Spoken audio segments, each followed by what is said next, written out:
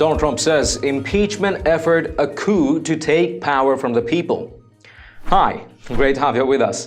If you are new to TSD, tap on the subscription button and click the notification bell so you can receive authentic news that you can rely on daily. President Donald Trump accused the Democrats on Tuesday of conducting a coup to remove him from office.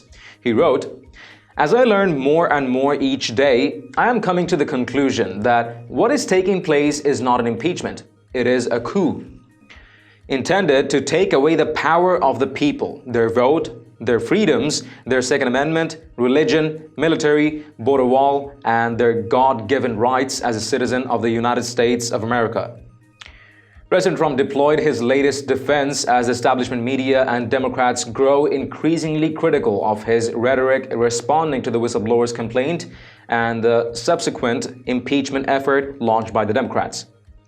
President Trump said during private remarks at a reception in New York City after the United Nations General Assembly, "We're at war. These people are sick. They're sick. And nobody's called it out like I do. I don't understand. People are afraid to call it out. They're afraid to say that the press is crooked. We have a crooked press. We have a dishonest media."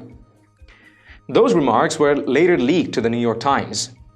Democrats also raised alarm following the president's decision to share a quote from Pastor Robert Jeffress warning of a civil war-like fracture if Democrats remove Trump as president. President Trump also suggested last week that the whistleblower and his informants were spies who were possibly guilty of treason. "I want to know who's the person who gave the whistleblower the information, because that's close to a spy," he said. "You know what we used to do in the old days when we were smart, right? With spies and treason, right? We used to handle it a little differently than we do now." He also accused Representative Adam Schiff of treasonous behavior after the House Intelligence Committee chairman made up a version of the president's conversation with Ukrainian President Volodymyr Zelensky to make it appear worse than it was. "It bore no relationship to what I said on the call," President Trump wrote on Twitter on Monday. "Arrest for treason?" he asked. 2 points to note. First off, Biden and his son's corrupt relationship and dealings with the Ukrainian gas company would never have seen light unless someone stepped up to it, which is exactly what President Trump did. We all know that Biden abused his power and prestige while being Obama's VP, and he even continued to shade these filthy business after being replaced by VP Pence in 2016. And the gas company wasn't a very transparent one. In fact, it is alleged to have been run by a fugitive who stole billions from the Ukrainian government. So, this energy company was, of course, taking the most advantage they possibly can from Biden in exchange for making his son a board member.